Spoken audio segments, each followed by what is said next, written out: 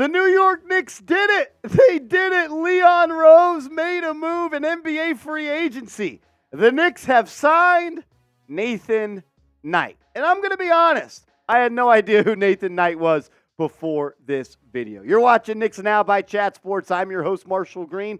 But after today's video, I'm going to know a lot more about Nathan Knight, and you are going to know more about Nathan Knight. We're going to go through his stats, what he does when he actually gets some minutes on the court. We'll talk about everything you need to know as he's been in the NBA for a couple of years. Then we're going to break down the other two players on two-way contracts for the Knicks, as Nathan Knight is the third and final player that will get a two-way deal from Leon Rose. But guys, this is why you subscribe to the channel, because if the Knicks make a move, we are going to make a video. It doesn't matter who they make a move for or any type of deal they make.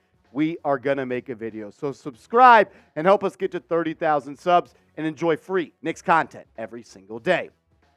You may have the same question I have, and that might be, who is Nathan Knight? I'm going to try to give you my best explanation. He was a UDFA in the 2020 NBA draft out of William & Mary. He's played in over 108 games, or exactly 108 games, over 3 seasons in the NBA. He's 25 years old, and a reason for this move was because Knicks senior basketball advisor Gerson Rosas was the main decision maker for the Minnesota Timberwolves when they signed Nathan Knight after he went undrafted in 2020. He's 6'10". Some sites have him at 6'8". I'm going to give him 6'10". I watched some highlights, watched a 10-minute highlight video before we hopped on the video today, and he looks 6'10" to me. So he is your backup power forward, potentially, ladies and gentlemen. 6'10", though, 250 pounds. We've told you he's played in over 108 games in his NBA career. Spent the first season of his NBA career with the Atlanta Hawks, played in 33 games for them. And then the last 2 years he spent with the Minnesota Timberwolves. He's gotten better every single year, no doubt about it. It doesn't necessarily reflect in the stats and points per game and rebounds, but I think you see that by the efficiency. In his first year in the NBA, 37% from the field, 18% from three. He's not really a three-point shooter, only getting up about 0.7, 0.8 threes per night, but he went from 37% to 51, then 51 to 56.8, and then 18 to 30.8, then 30.8 to 36.4. The thing I like about him, though, the size, the strength, but also when he's gotten some minutes. There was 10 games this past year for the Minnesota Timberwolves where he played in at least 10 minutes. And in those 10 games, he had solid production, to be quite frank. 8.6 points per game, 3.3 rebounds, can dish it a little bit, 1.1 assists per night, 0.6 steals, 0.4 blocks. In his highlights, he is a downhill player. He's someone that likes to attack the rim. He's got a lot of size and muscle to him. He can play a little bit with his back to the basket, but he tries to overpower the people that are guarding him. He has a couple clips where he could take the ball coast to coast. Has a little decent of a handle for a guy at his size. And I like this move for the Knicks overall. Not a move that's going to make them a championship contender, but going to bring more, I would say, competition to the backup power forward spot. And we're going to break that down a little bit more. But you might be asking, what is a two-way contract? I just wanted to explain that to you. The Knicks have 3 players on two-way contracts right now, and two-way contracts allow NBA teams to carry 3 extra players in addition to the 15 on their regular season roster. These players generally bounce back and forth between the NBA and G League, but remain under team control and can't be poached by rival teams. Those players on two-way deals can play a maximum of 50 games in the regular season before they have to be converted to a full-time NBA contract. But here we go. Here he is, Nathan Knight. There's your Obi Toppin replacement, ladies and gentlemen. I can't even say that with a straight face. He's going to have to compete to really make this roster and be a full-time player. But look, he plays a couple of games for the Knicks and as the backup power forward. You know, Julius Randle's going to play 35, 36, 37 minutes per game. I'm expecting Josh Hart to get a lot of minutes at that backup power forward spot as well. RJ Barrett. But maybe if the Knicks feel like they're playing a bigger front court, they can look tonight as he's 6'10". You also got Isaiah Hartenstein and Jericho Sims. And as we saw last year when Obi Toppin got hurt, Tibbs ran with the Hartenstein and Jericho Sims 4-5 duo off the bench. If you watch the program, you know I'm not all too worried about the backup power forward. I like the addition of Knight.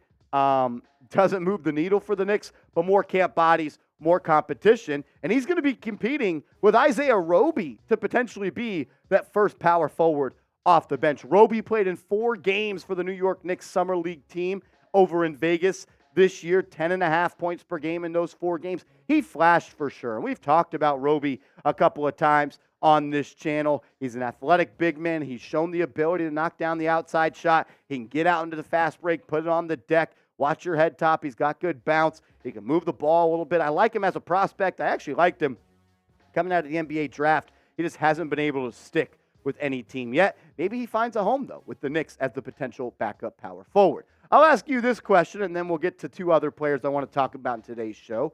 If you had to pick one of these guys to be the backup power forward, who would it be? Is it Roby? Is it Knight? Type their initials down below.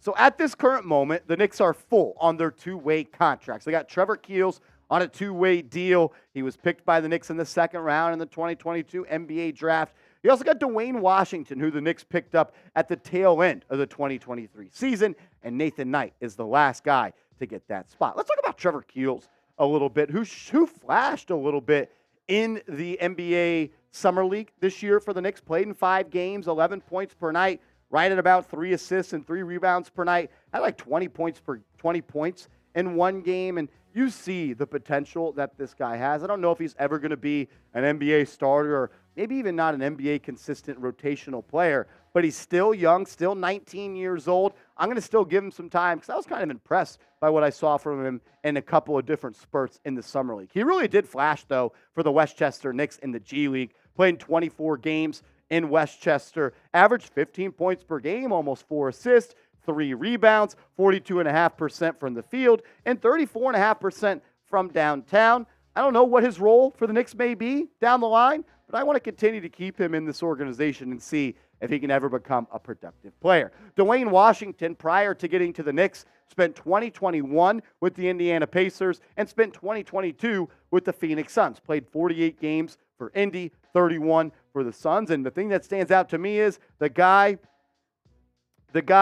can shoot the piss out of the ball from downtown. He's someone that when he gets hot, he can definitely get on a little bit of a hot streak. He's someone that you want to feed the ball, and the Knicks need another guy that can do that. He will be fighting, though, with the other 2 on this roster to potentially maybe crack the rotation. The Knicks could always still sign another power forward, and maybe they look to the veteran market. These are the guys that I think would be at the top of the Knicks list if they came up with veteran minimum free agent targets. You got JaMychal Green, who I thought was solid for the Golden State Warriors. Have always been a fan of his. He's got a really cool last name as well. Taj Gibson, what about we bring the New York kid back home to the Knicks? You know, him and Taj Gibson still have a really good relationship. Trendon Watford, he's probably the guy that I would most like to sign of these guys. He could shoot it, he could dish it, he can rebound. He's someone that I think plays a winning brand of basketball. Or if you want to bring another Villanova Wildcat to the New York Knicks, what about Eric Paschall,